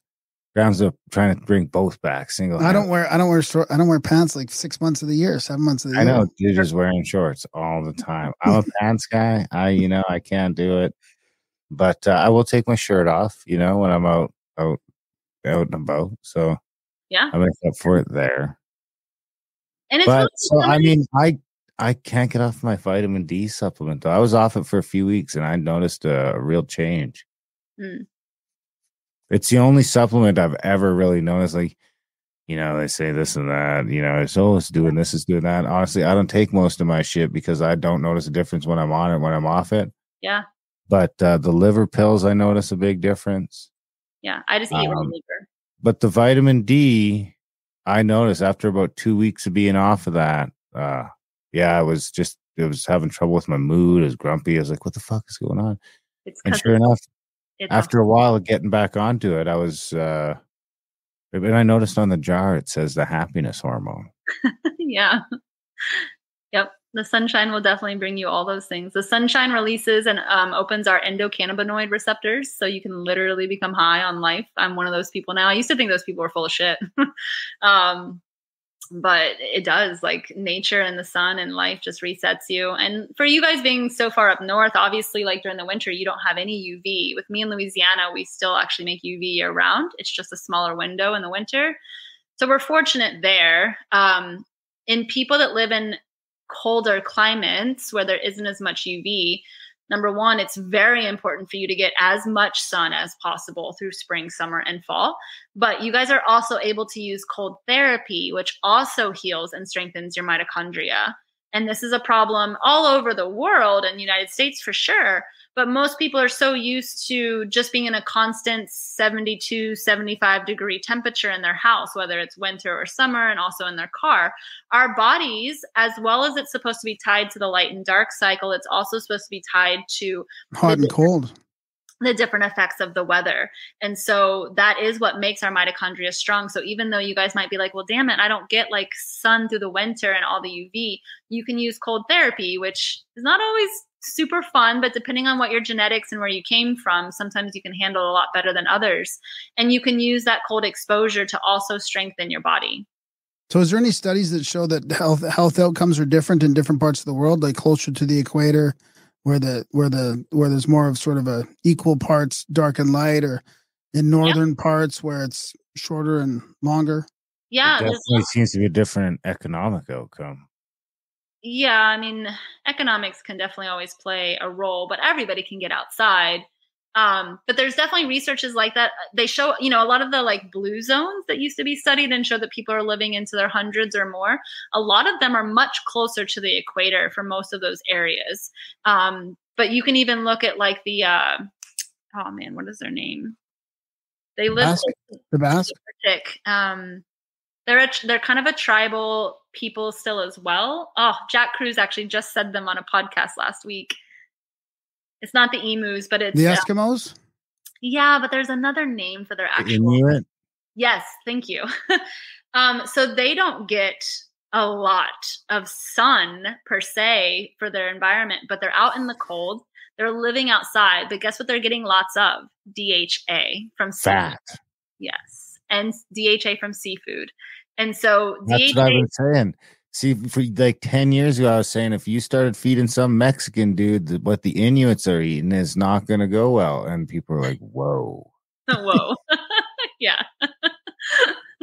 But they do great. They hold on to that extra fat, which gives them energy. The DHA is a fat that comes from our shellfish. So like oysters, shrimp, crab, lobster. And it's the only fat that's in our food system that creates an electrical current in our bodies. And we're electrical beings actually before we're chemical beings. And so, we're just one big solar panel. We're one big complicated plant, basically. We use the sun just like plants do to create energy. And so the DHA is one of those nice keys that you can help keeping your current, your timing, all of that like flowing well, especially if you do live somewhere in the winter where you're not getting a lot of the UVB rays. I think I was following when I was following Jack Cruz in maybe like 2018, maybe 2019. He was talking about the DHA quite a bit and the nicotinamide riboside, the precursor to NAD. Mm-hmm. Was that Jack that was talking about that? Do you take that at all? I did. Have you tried that? I haven't tried it like heavily. Ever since I got on the light train, I was super happy to clear my countertop of lots of expensive supplements. So the only thing that I actually take constantly at the moment is magnesium and electrolytes. And I make sure that I have structured water that I'm drinking. So I get Mountain Valley spring water delivered to my house. If I didn't have that, like if I lived in the city, I would definitely make sure you're getting some type of sorry guys, it's nighttime. No. The water system that takes everything out starts with an O. Osmosis, reverse osmosis. Yeah. Reverse osmosis. So it takes everything out. But since it takes everything out, meaning the bad stuff like fluoride, chlorine, the chemicals that they put in your water for city water, it also takes all of your minerals out. So it's just like a very flat, clean water, but you still want your water to be structured to be giving you the right connection electricity wise in your body. And so you would want to be taking like a quinton, which I take those minerals sometimes too, or finding a way to add in the minerals into your water to have structured water. How do you restructure yours? I just have the Mountain Valley spring water delivered. So it's already structured water. But I do supplement water sometimes with the quinton minerals, and it's a C mineral that has like everything that your cell needs mineral wise. So it's really great too. But those are the only things I take on a regular basis. Do you have anything in your slides that you think we've haven't got to yet? Let me throw through here real quick. Let's see. I don't know if they would care too much about the actual quantum health model. And how much time do you need in the midday sun to start absorbing vitamin D? Like, is it a half hour, 45? I know you're saying like as much as possible, but for people that work at home and it's kind of hard to fit like outdoor. Like when you're most of your stuff is indoors, it's hard to get outside to take breaks and do that. So, all of us are N=1, so we're our own science project and own symptoms and effects. So it's going to be different for everybody. I highly recommend at least 15 to 20 minutes every time. So for sunrise, sunset, a couple times during the day. If you're sick and you have a diagnosis, you are going to need more sun. And it's going to have to be something that you schedule into your life because your health is the most important thing that you have. And really in life, it just becomes like anything that you're doing, can you do it outside? If you're reading a book, can you do it outside? If you're working on your computer, can you do it outside? If you're eating lunch, breakfast, or dinner, can you do it outside? If you're drinking coffee, can you do it outside? Almost everything now is outside for me. At the same time, which something we haven't covered is like grounding, being barefoot outside on the grass as well. You're getting free electrons and free energy when you do that, as well as from the sun. So if you can try to be barefoot as much as possible as well, it's really great for even just your biomechanics in your body, but it's really great to get free energy from as well. So in the morning, I'm always outside barefoot, seeing the sunrise, walking the dogs. If I'm reading a book, I now have my computer where it's hardwired with like 100-foot cable to the modem, and I take that outside and work outside on the computer. Reading, eating, anytime like that, I just try to take full advantage of getting extra energy and extra sun. And so once you can kind of get into that mentality, it seems like a lot at first and overwhelming to learn new protocols, but you just start seeing light in everything. And whenever you can get that opportunity to do that, you try and you really do start to enjoy it more and crave it more. Can you ground through stones like slate and different rocks? Yep. Yeah. The only thing you really can't ground through is asphalt or cement. If your wood is treated, sometimes there's some variants that you can't, but I think you're probably all right. But asphalt and cement for sure you cannot ground through. But everything else is free game. Why not cement? It seems like it'd be good. It's like it's all earth and. I don't know. I think there's a lot of chemicals now with cement, and so you're going to be absorbing probably some of that. I would have thought cement was like pretty close to like a stone, you know? Yeah. You just add water. Probably some other stuff. There's some other stuff. I got a cement burn last fall, and there's a spot on my leg that's still pretty nasty and gnarly from it. And when I Googled it, it's all this stuff like you can end up in the hospital and toxic from it and everything. Like there's some bad stuff. Like a rash, like a skid mark? Yeah. A skid mark? I healed it with red light though. Put my red light on it and it healed up real quick. Nice. Yeah. Graham's got a red lighter. Yeah, I got a red light too. Yep. Oh, I thought he said red lighter. I was like a lighter that you light things with. What else? I was starting to red light my junk recently for a few minutes in the morning. Good. You quit? Well, I'm just trying to get into the habit of it. It's hard to remember. Yeah, keep doing that though. That's good for you. There you go. I just like to lie on my back in the window. There you go. Sun it like that. Jackie, is there anything you feel like we didn't get to? Any last advice or? Do you guys want to touch some on like the Wi-Fi cell phone radiation stuff? Do we have time for that? Sure. That's part of light life as well. We didn't really cover like the science, and obviously we can talk about where they can resource a lot more of my information at the end. But when we do talk about how light affects us as a whole, a lot of it is stuff that we can't see. You know, we can't see that full natural spectrum with our eyes. We only see about 30% of it. So there are things in our world that do affect us physiologically that we can't always see or feel. You know, if you think about getting like an X-ray, for example, you don't feel that X-ray being taken, but you are getting hit with radiation waves that are going to affect your body physically, right? If you got X-rays every single day, you're probably going to get sick from them. And we have seen that with X-ray technicians and things. So on that topic, obviously, as modern Americans, we're getting bombarded by a lot of radiation and wavelengths that are very strong and not naturally made that our body's used to. When we just talked about grounding, the earth itself provides its own frequency called the Schumann's resonance. It runs at like 7.83 hertz. That's a very healing frequency. It's a very low frequency compared to like what our cell phones are and cell phone towers and Wi-Fi signals nowadays. They're in like the megahertz range, like billions and billions of times stronger than what the Earth is. And so what that does to our body is it actually dehydrates our mitochondria and brings our redox down very low. So when we have our cell phones on our bodies or next to our ears, which is next to our brains, that's a lot of radiation to an area that is made up of all water and fat that we eventually dehydrate. And we're seeing huge increases of glaucomas and blastomas that are cancer cells that kill you. And so we need to make sure that we're protecting our bodies, our children from these radiation signals from our cell phones, anything that's Wi-Fi or Bluetooth technology. So if you think of like the AirPods that go in our ears, those are right next to your brain as well, running off of Bluetooth technology. So for me, like a couple of things that I do to biohack all of that, because obviously, again, we're not going to get rid of the modern world. I do not have my Wi-Fi modem plugged in unless I'm using it. So at night, for sure, I always have it off to be able to sleep. I only plug it in when I use it.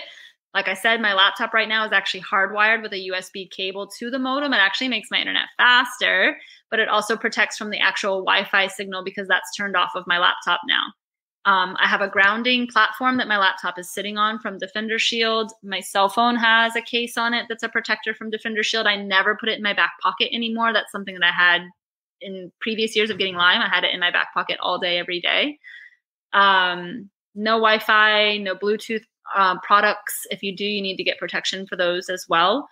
A lot of the newer houses are being built with smart meters. So that's your electric meter that is now digital and Wi-Fi.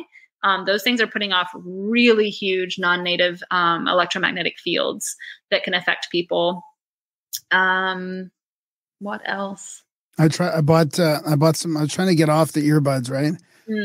So I've got a decent cord set again, but I bought one of the cord sets to try and get away from it, and it connects on Bluetooth. I'm like, it's plugged into the thing, Yeah. and it still goes Bluetooth. I'm like, why would you make a corded one that goes Bluetooth? Like, what? It just defeats the purpose. So it's hard to even find like legit just corded headphones nowadays. Defender Shield sells a pair. They're really great. And then I actually just use the cheapies that come with the iPhone. They're not the most comfortable, but I don't wear them all the time. No, they're pretty good compared to a lot of the other sets. Yeah, so I just use those. But Defender Shield has a pair too that actually has some type of like air vac thing too that's supposed to be healthier for you. They're like $80 for the pair, but they're good. They're comfy. If they feel comfortable, then yeah, I'm gonna look that up. Defender Shield. Yeah, and they've got all kinds of great. Like that's basically who I use for all of my protection products. They're well researched and they've been around for a long time. I like the quality of their products. You know, I have the laptop platform. I have the protection over my phone. The earbuds, they even have like silver gloves that you can wear. If you're a very highly sensitive person, you can wear that to protect kind of hands and skin when you're touching your phone a lot too. But that's all good stuff to know too and be aware of, especially for kids. Our nerves in our brain are protected by something called myelin. It's a sheath that goes around our nerves in our brain to protect it. It's only made up of fat and water as well. So our kids need to be eating those things. But our kids are not fully myelinated until they're 25. And so they actually get a much stronger effect from radiation and Wi-Fi signaling than the adults do. And obviously we see in our lifestyle and our community right now where kids are surrounded by this stuff, but yet they get, diagnosed with ADHD and put on pills, and depression rates have increased like 6-fold between ages 6 to 12. Like that's just completely unnecessary. And what about all the gender switching? You think that plays a role in that too? Yeah, because so our mitochondria, which we didn't get into that science part, but that's actually what is signaling our genes to turn on and off. So all of our sicknesses don't actually have to do so much with our genes as they do our mitochondria. And so we get our mitochondrial genes from our maternal line. If you are considering or concerned about certain genes in a family, you need to look at your maternal line. But each one of our generations now are having weaker mitochondria. So we're breeding weaker mitochondria children. And now they're also living in a world where it's artificially lit with a lot of radiation and Wi-Fi. And so it doesn't surprise me at all that the body is very confused or doesn't have the full testosterone it should have or the full estrogen that it should have, because we are breeding weaker human beings. Look at the boys that exist, like, not to have like a masculine prototype or anything, but like they're very skinny, they're very tiny, they're shorter. I mean, you can look at all the generations of when we came from like Neanderthals, with big heads and big jaws and big bodies, and they're not being built like that anymore. I saw a teenager the other day that they were so white, I thought I could almost see through them. Like they were almost translucent. And I was like, wow, I don't think I've ever seen that before. It's sad. It's a very, very sad state.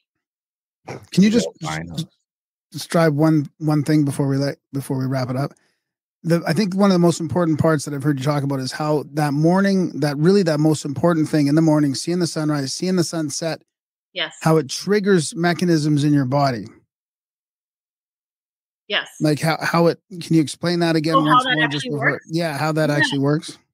Yeah. So again, our bodies are one big solar panel and works off of clocks. And so when we see that sunrise in the morning, no contacts, no sunglasses, that signal is going to come through our eye to the suprachiasmatic nucleus, which is the master clock. That master clock is then going to send all the signals through your pineal gland to your thyroid. So how many issues do we have there in our modern world?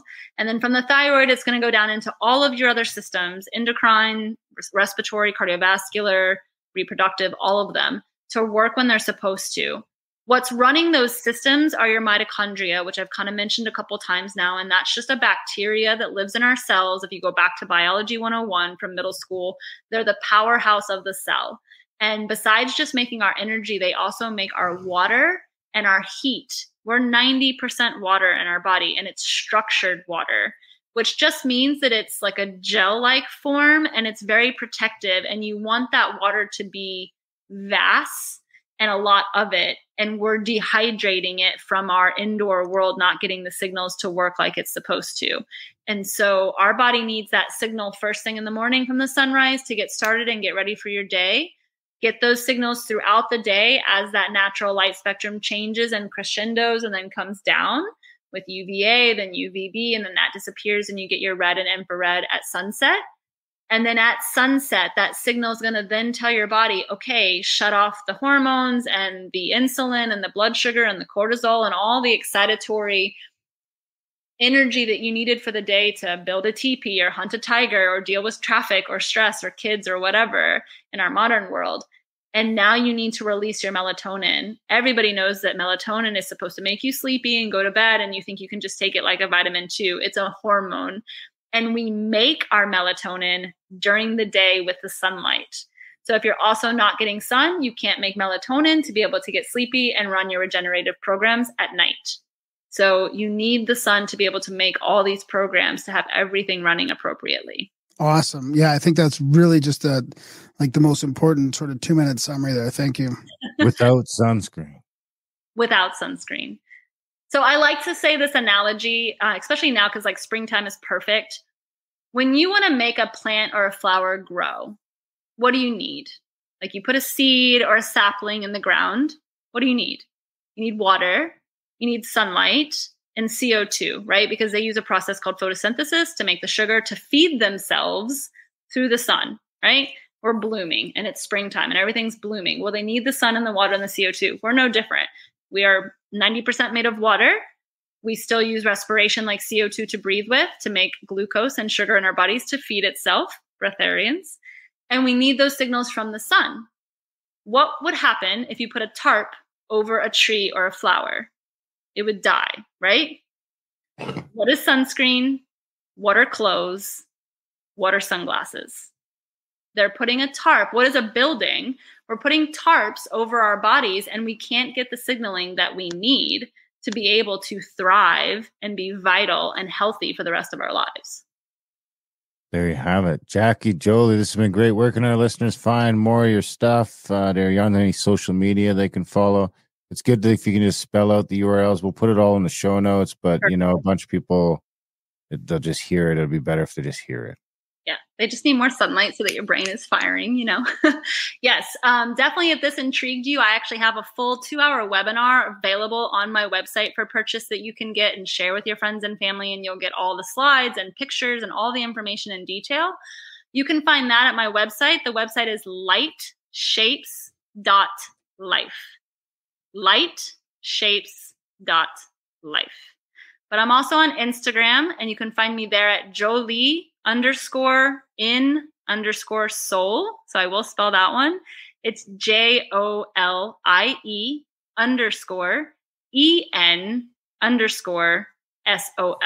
So Jolie_in_soul. And I'm usually posting there every couple of days, research articles, information, memes, posts on sun, anything that has to do with how light shapes our life. And then again, at our website, you can find my webinar for purchase. I also have a page of other podcasts I've been on, resources of scientific articles. This information is out there, people, for free. It's just that you're not going to see it on the mainstream media, in your doctor's offices, or from Big Pharma at all. There's books, and there's also referrals for physicians and places that you can go to find doctors practicing the quantum lifestyle that understand how light affects your life. Thank you very much. Yeah, Thanks, thank you guys Jackie. so much. It has been a pleasure to be on. I really appreciate it. And let me know how your new light protocols are going. Will do, for sure. Yeah, I'm definitely going to try it, for sure. Let us know how your ball sunning goes too, Graham. Thanks, but I will. And All right, Jackie. bye, guys. Bye-bye.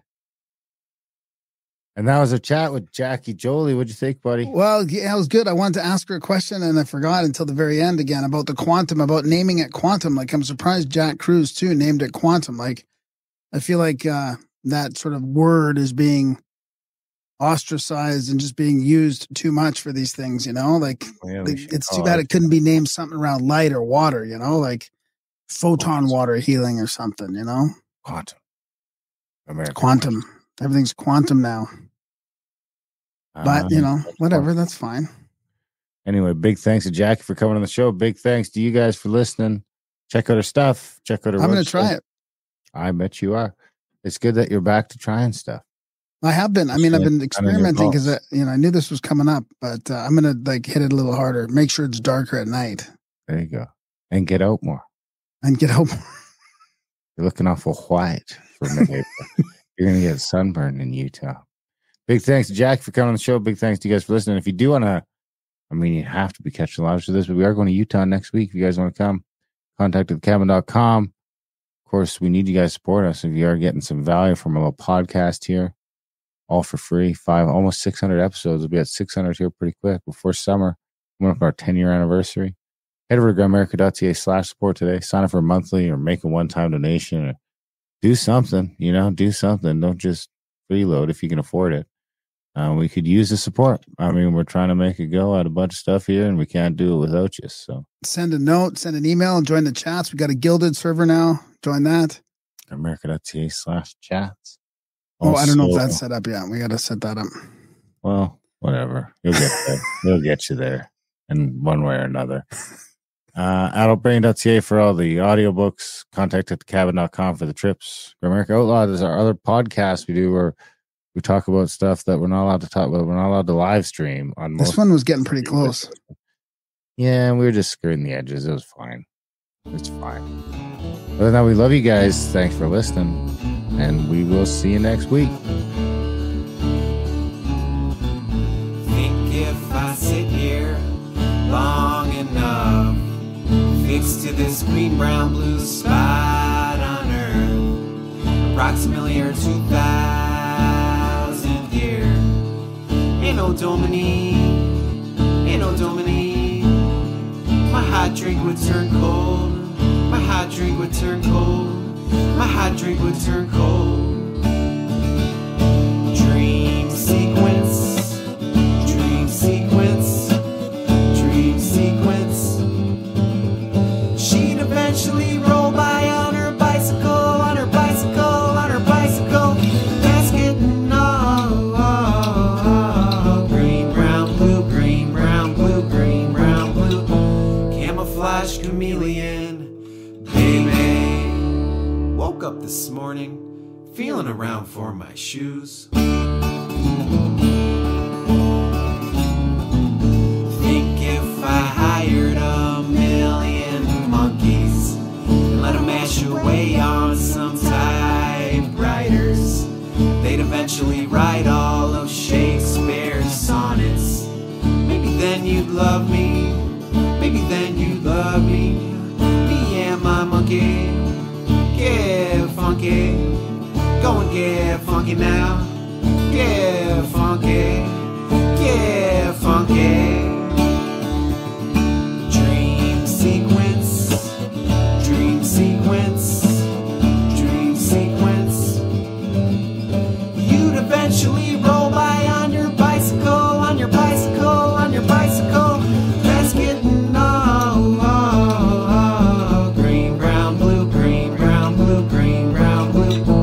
Mother Nature's songbirds chirping. Woke up this morning, feeling around for my shoes. I love you up to the sky. I love you up to the sky. I love you up to the sky. I love you up to the sky.